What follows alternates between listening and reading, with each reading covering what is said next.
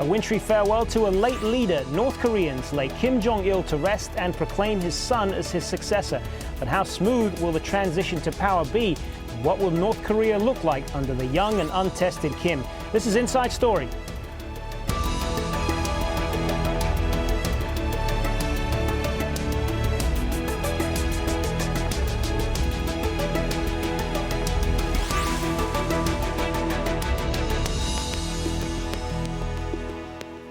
Hello and welcome to the program. I'm Hazem Seeker. It was a ceremony that saw thousands of North Koreans line the streets bidding a final farewell to Kim Jong-il. He was given a military salute as his coffin was paraded through the capital, Pyongyang.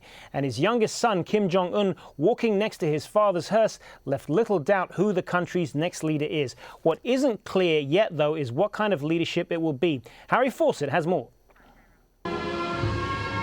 On the day of the father's funeral, the son took centre stage.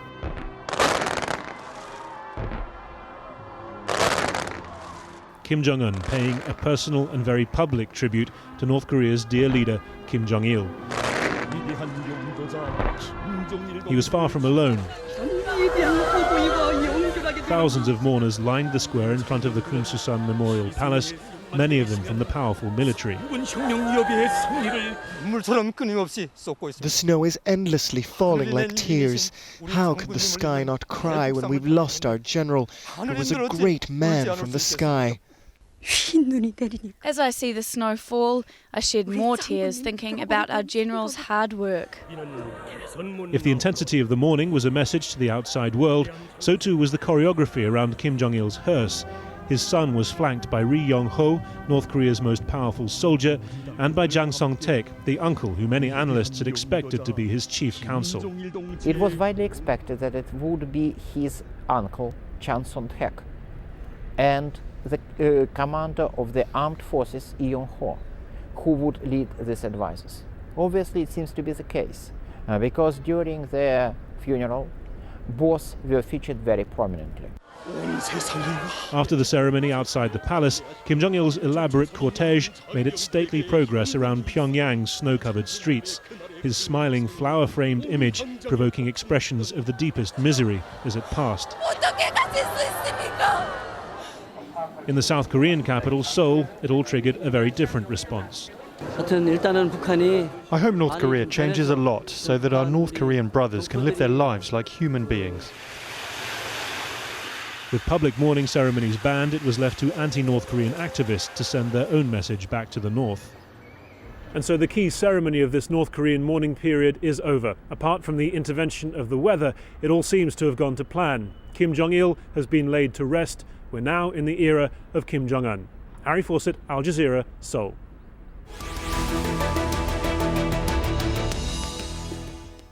So what's next for North Korea? Well, joining us now to talk about the Kim Jong-un era and what we can expect from it are our guests. From Beijing, we have Stephanie Kleine-Ahlbrandt, Northeast Asia Project Director for the International Crisis Group. And joining us from London, Larry Jagan, Asia expert and former news and current affairs editor for Asia BBC World Service. Good to have you both with us. Stephanie, if I could start with you. And I want to talk first about the funeral that was broadcast on North Korean state television and the pictures that we saw of that and what, if anything, we can glean from that. Because as we know, North Korea is one of the most closed off countries in the world. So you look for events like this to try and get clues about the kind of leadership that we can expect there, seemingly minor details like who was standing where and who was closest to Kim Jong-un and so on. Any clues there, anything new that we might have learned from Wednesday's funeral? I would say it confirmed what we already were suspecting, which was that Kim Jong-un's uncle has been appointed as a main loyalist that's going to help him through the transition. And it was no surprise that the army chief was also in a principal position in the cortege.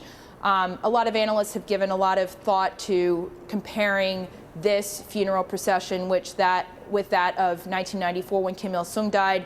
It's clear that it was very stage managed over a 3-hour period, very carefully prepared, and the images that were shown to the world very carefully prepared as well. I don't think there were many surprises, and I don't think it tells us that much more than what we were already suspecting about the succession. Larry Jagan, what's your view on this? A very well choreographed funeral. Anything surprising there for you?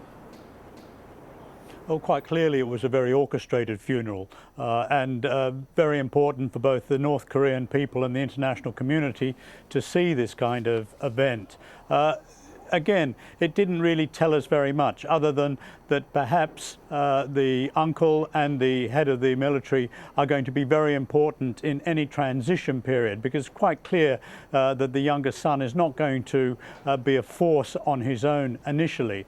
But the way in which he was presented, the way in which the camera focused on him, it's quite clear that he is to be the top dog in months or years to come. So if we want to get an idea, Stephanie, of who will be in charge, where should we be looking? Well, I think it's important to point out that actually the succession is far more underway than outsiders have recognized. Really, since Kim Jong-il suffered his stroke in mid-2008, meticulous preparations have been in place to try and put forward Kim Jong-un, who of course is only 28 years old and was ill-prepared for the role. Kim Jong-il has very meticulously eliminated opponents, put his family members around Kim Jong-un, and that's why we see, for example, the brother-in-law and his sister. And he's also transferred power from the military back to the party, which has been very significant in an effort to actually shore up Kim Jong-un's power and to shore up the power of the Kim family. So a lot of thought has been given over the past 2 years about this succession, which has also been very much accepted by China. And I think that things definitely have been precipitated by the death of Kim Jong-il, but I think we have to recognize that steps were clearly underway to cement Kim Jong-un's power going forward. Larry, one of the things that certainly struck me about some of the images that we saw on that funeral, and we've seen a lot of it as well throughout the week, is these very striking images of this outpouring of grief from the Korean people. Just emotion en masse, crying en masse is what we saw there, basically. And it's very difficult for a lot of people outside of North Korea to get their heads around that, because what little we do know of the country is that life for most North Koreans is very difficult. They've got to deal with poverty and hunger on a daily basis. Everything they do in their lives, from where they live to what they do, the information they get, is very tightly controlled by the government. And yet we have this mass outpouring of grief for a leader who ruled them with an iron fist. I mean, how do we explain that? Is that manufactured? Is that genuine? Oh, there's no doubt that it's very difficult not to be cynical when one sees those kinds of pictures and knows the reality in the rural areas, the poverty, the starvation, and it certainly raises questions.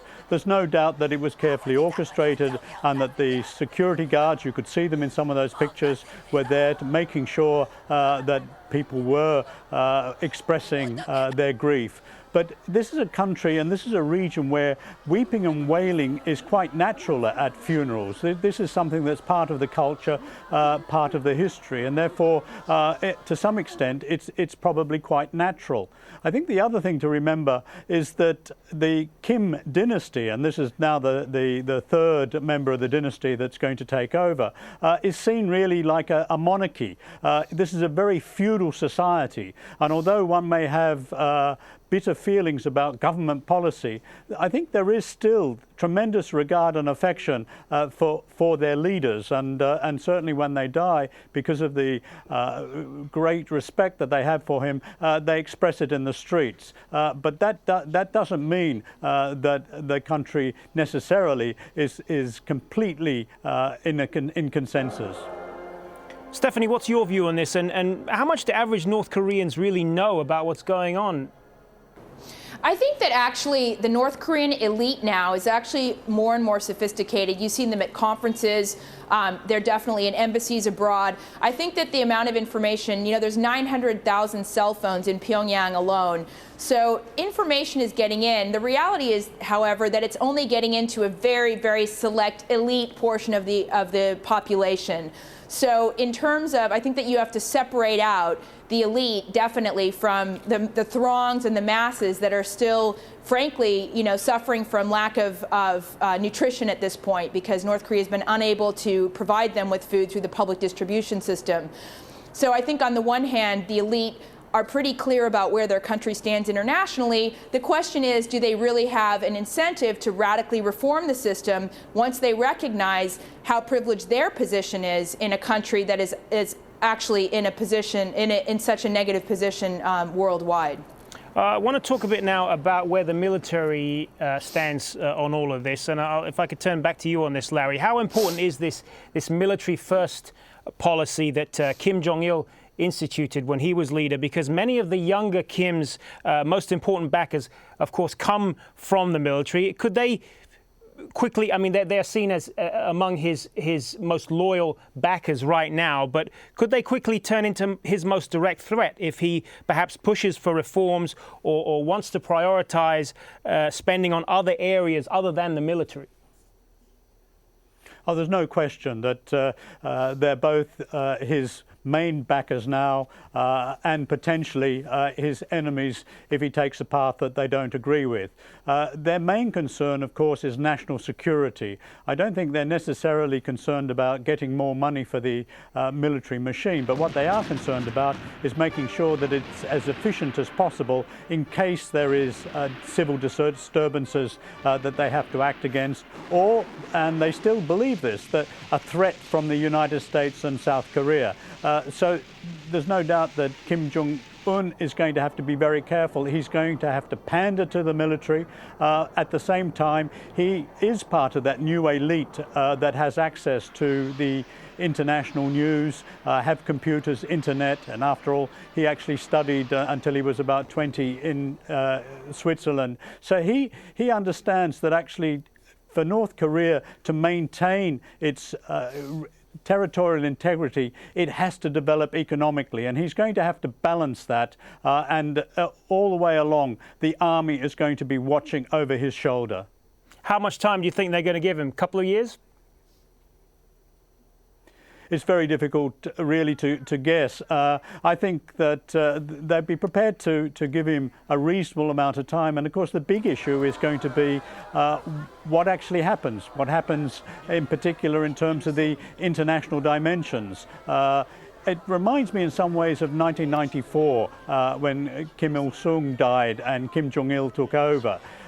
He understood that in fact North Korea was too dependent on China and wanted to break away from that kind of dependence. He also feared that China and Japan may gang up and squeeze the Korean peninsula, and therefore was very concerned to have an olive branch to the United States. In fact, some diplomats told me what they really wanted in the long term, in the next 20 years, this was in 1994, is an alliance with the United States. Of course, that's an indication of how unrealistic the leadership was. But that was the period where we saw rapprochement. We saw visits from South Korea. We saw the President Kim Dae-jung's sunshine policy.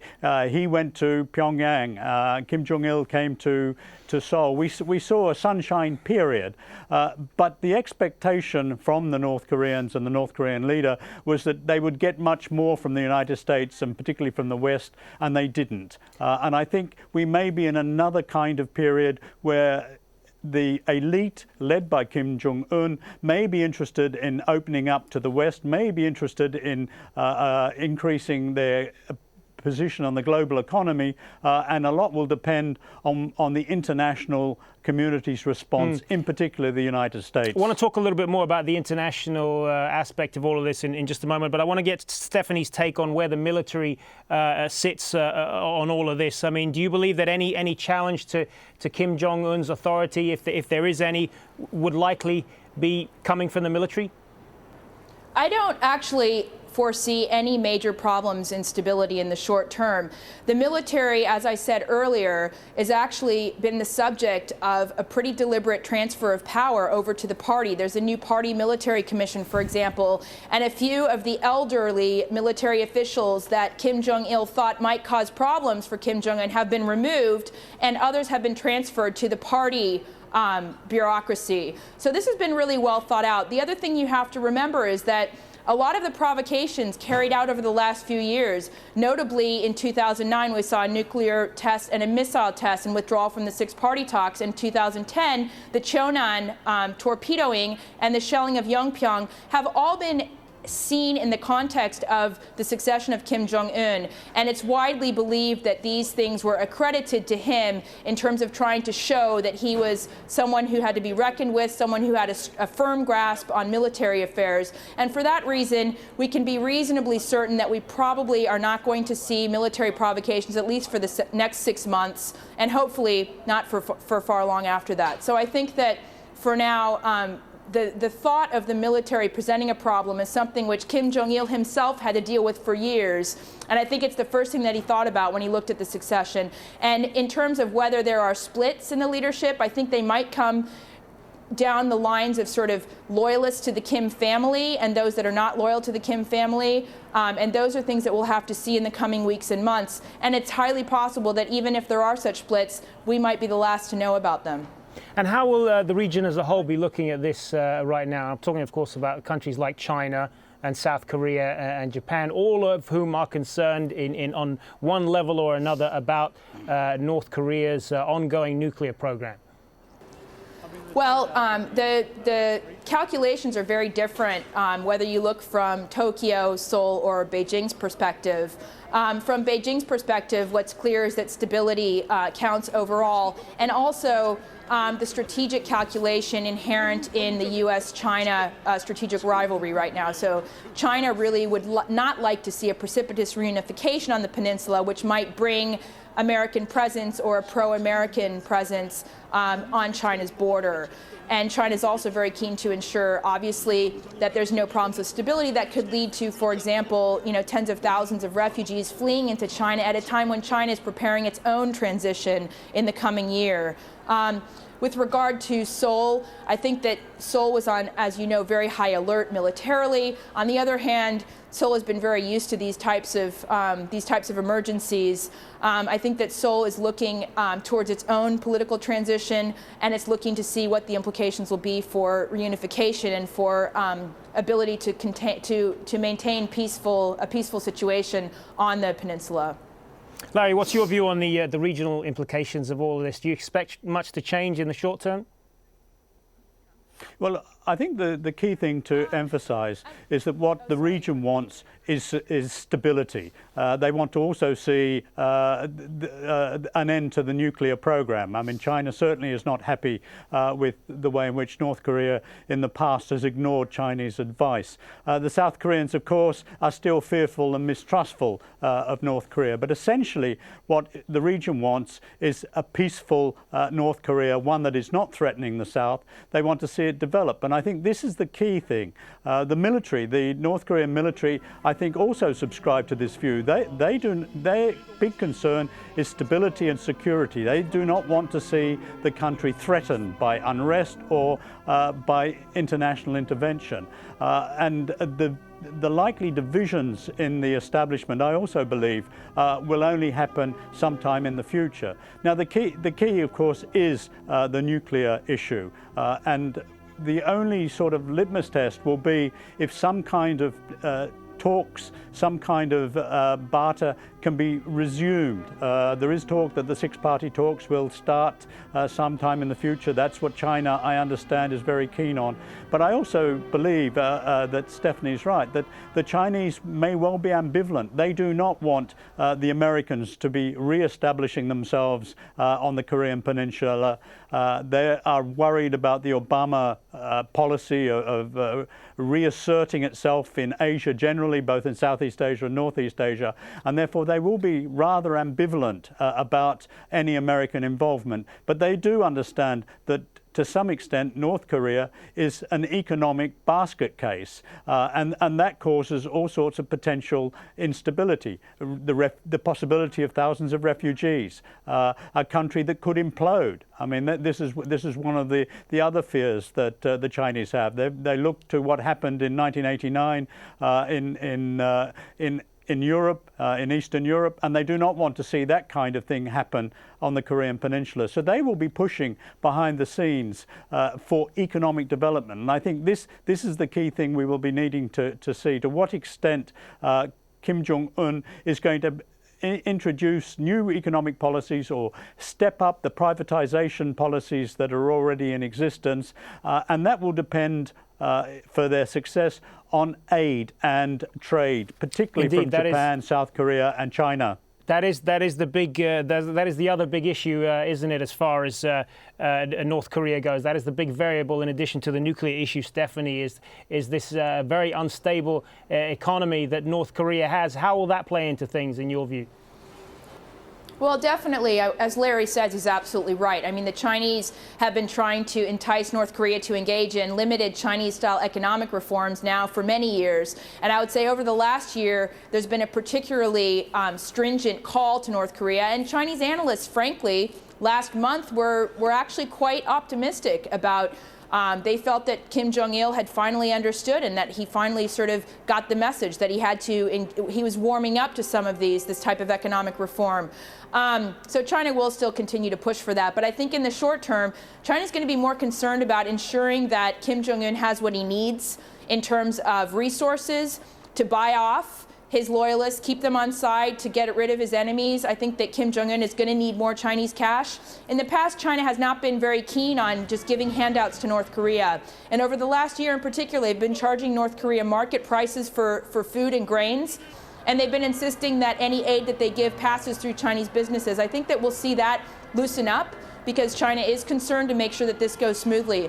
With regard to denuclearization, China still prioritizes stability over denuclearization. There's no question that China would prefer that North Korea does not have nuclear weapons. However, China worries that the cost of getting North Korea to give up nuclear weapons would be that it would destabilize the regime. And Chinese analysts have been raising the case of Libya a lot lately, saying that the North Koreans tell them that they've seen that this is what happens when you give up your nuclear weapons.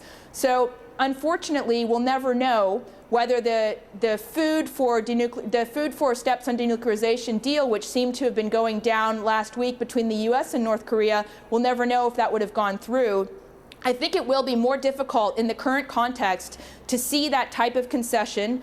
I think it will be also more difficult to get the six-party talks back on track, which is something the Chinese very much would like to see.